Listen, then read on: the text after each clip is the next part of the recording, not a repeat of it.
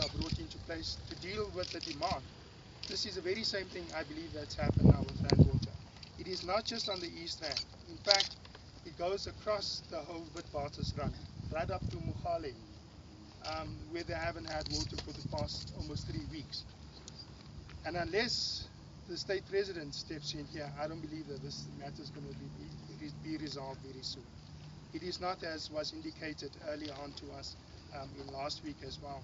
When you phone one person, they say, no, it's Johannesburg water. Now we hear it's Ekurhuleni water. They're saying it is Rand water. Then they say it's Eskom that's failed to supply them with electricity. Then you hear that it is a substation that has burnt out.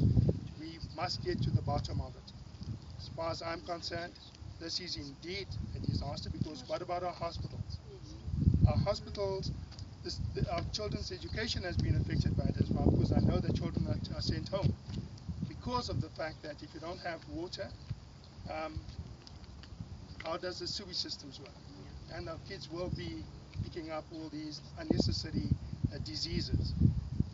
What about industry itself?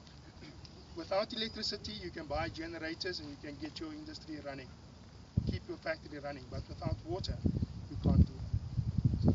Thanks, John. I know your constituency wasn't affected a lot, but last night it started to be affected. Do you want to just talk about that? I haven't had major issues within my constituency, but obviously I'm coming just to make sure that we sit on the alert, so we start notifying.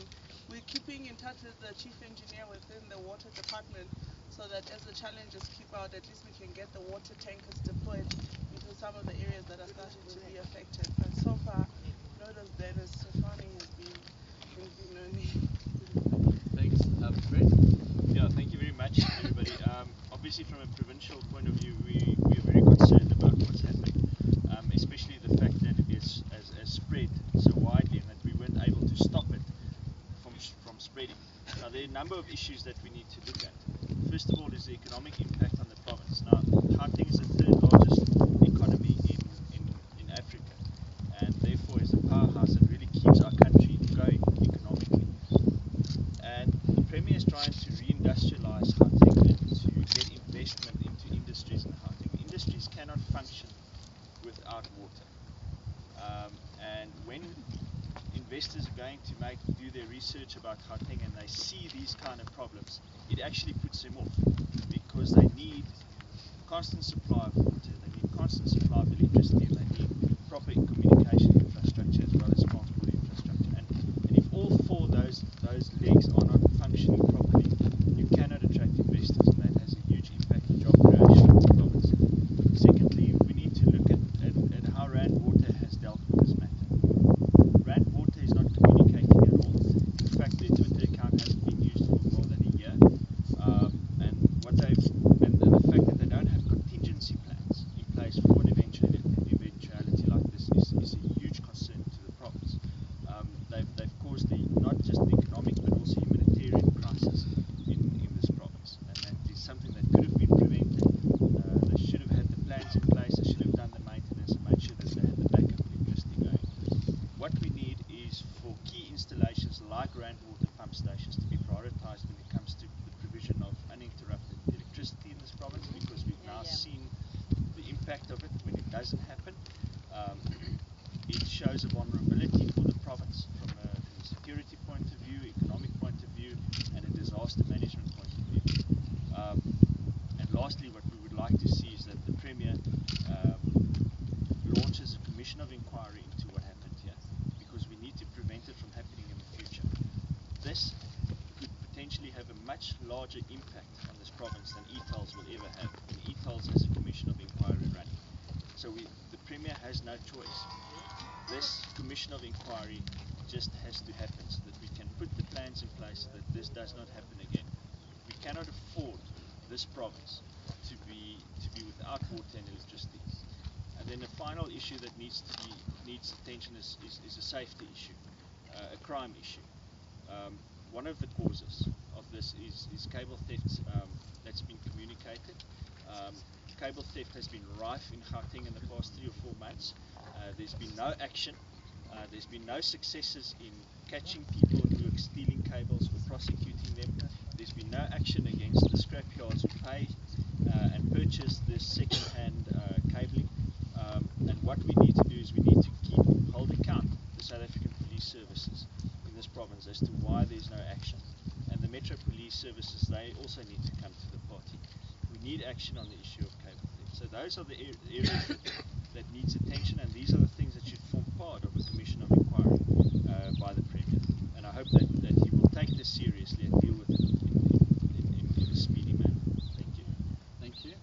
Just from my side, I'm a Member of Parliament for Edenvale, the Sunny Ridge area, and a bit of Kempton Park and Tembisa.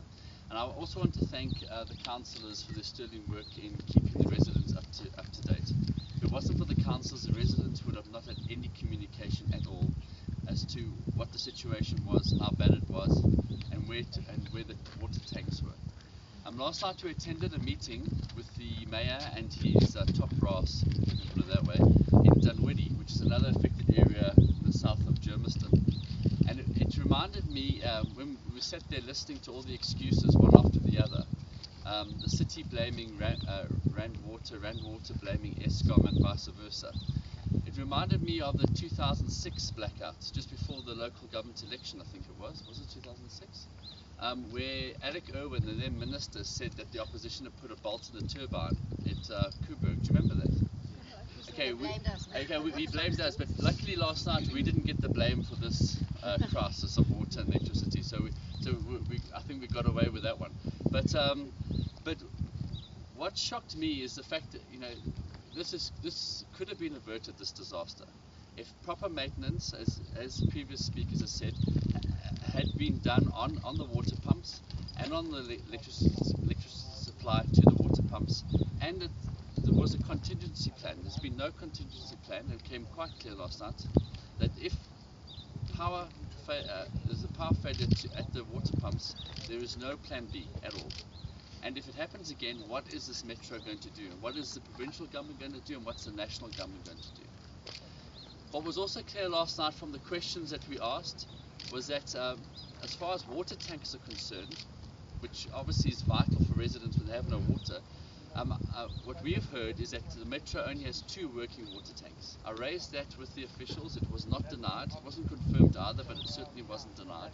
And we've heard today that they've obviously had to source water tanks from private companies at a much higher cost now, because Joburg and Swanee are also needing water tanks with their outages. So it just seems to be a comedy of errors. So what we're doing from a Ekurhuleni's perspective, we've got a petition going, which we are writing to 4 national ministers. We're calling on them to investigate what is going on here in Ekurhuleni. We're calling on the Minister of Water and Sanitation, Cooperative Governance, Traditional Affairs, Energy, and Public Enterprises. So we'll be emailing this to all the residents of Ekurhuleni and dropping this off people's post boxes and at our tables that we have around the city of the Metro in the next coming weeks. We'll be submitting this petition to the ministers when Parliamentary opens in the middle of October, and we will be expecting them to do a full investigation to get to the root cause as to why this crisis started in the first place. And it is a crisis. The Metro last night tried to say it was water interruption. Water interruption is for half an hour, or 2 hours at the most. It is not for days and weeks on end. I'm sorry. So we want to know why, what was the cause of this water crisis, and more importantly, what are they doing to ensure it will never happen again? Because as people have said, it's having a huge effect on our economy. Ekurhuleni specifically